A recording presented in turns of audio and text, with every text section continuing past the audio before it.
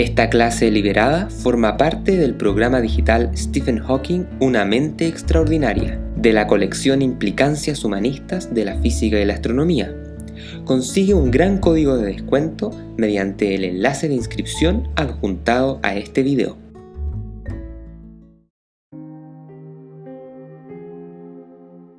Sin duda, una de las controversias más importantes de la vida académica del profesor Hawking consiste en la sublimación que el científico le otorgó a las leyes de la física para todo orden de cosas. Desde el 74, Hawking se puso como meta resolver uno de los asuntos más complejos de la historia de la ciencia: combinar la relatividad general y la mecánica cuántica.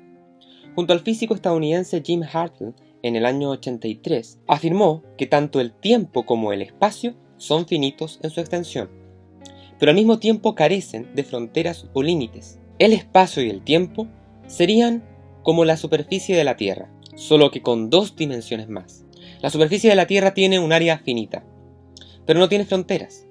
Para Hawking, en el año 93 diría que si esta afirmación fuese cierta, no habría singularidades y las leyes de la ciencia serían aplicables en todas partes, incluyendo en el comienzo del universo.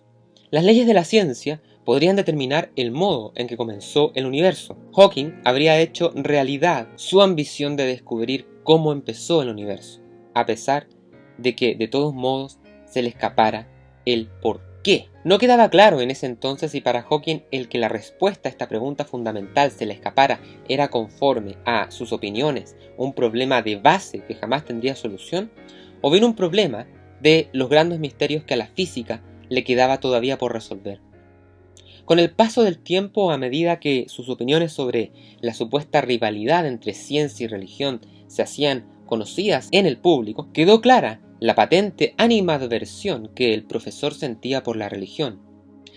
Jane Hawking, su primera esposa, comenta que muchas veces discutió con su marido acerca del conflicto ciencia versus religión.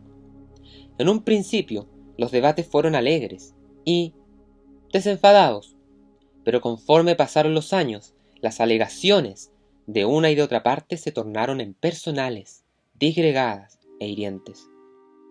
Jane explica que Stephen defendía con firmeza la postura positivista pura, una visión del mundo que incluyera algo más que la materialidad estudiable por la ciencia. Era anatema. Eso porque en la visión de Hawking ello suponía siempre un cierto grado de incerteza, cuando él estaba de sol a sol tan solo con las certezas que le brindaba el paradigma científico-matemático. Si con sus cálculos reducían cualquier posible radio de acción del creador, era lógico que no pudiera concebir ningún otro lugar o papel para Dios en el universo físico. Esto que menciona Jane se condice incluso con las últimas reflexiones de Hawking publicadas en el libro póstumo Brief Answers to the Big Questions, cuando el profesor llega a decir incluso que una ley científica no es una ley científica si solo se cumple cuando algún ser sobrenatural decide dejar que las cosas funcionen y no intervenir. Jane Hawking decía en el 2014 con respecto a este punto de rivalidad entre ciencia y religión que ante argumentos racionales dogmáticos de esta clase no tenía sentido formular preguntas sobre espiritualidad y fe religiosa, sobre el alma y un Dios dispuesto a sufrir por la humanidad.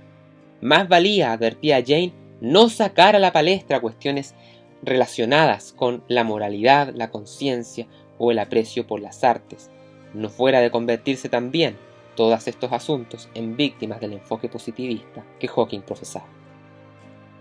En una visita a Israel con ocasión de la entrega del premio Wolf, cuenta Jane que los periodistas se arremolinaban a su alrededor sedientos de respuestas a las grandes preguntas. Profesor Hawking, ¿qué le dicen sus investigaciones acerca de la existencia de Dios? ¿Hay sitio para Dios en el universo que usted describe? O más directamente, ¿cree usted en Dios? La respuesta era siempre la misma: no. Stephen Hawking no creía en Dios y no había sitio para Dios en su universo. Roger Penrose, que en esa ocasión lo acompañaba también al profesor, era más diplomático.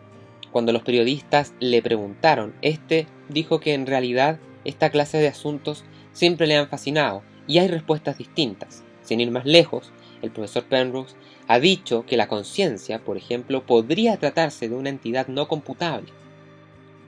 En ese momento de la visita a Israel, Penrose reconoció que había distintas maneras de acercarse a Dios.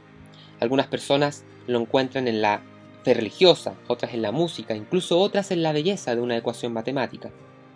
Jane cuenta que de todas maneras la sensación que le cubría en esos momentos era de tristeza. Su vida con Stephen se había construido precisamente a partir de la fe. Fe en su valor y genialidad, fe en sus esfuerzos conjuntos y en último tiempo fe religiosa. Y sin embargo, allí estaban, dice ella, en la cuna de las 3 grandes religiones del mundo, predicando una especie de ateísmo mal definido, basado en valores científicos impersonales que apenas guardaban relación con la experiencia humana. La negación absoluta de todo lo que ella creía era verdaderamente amarga.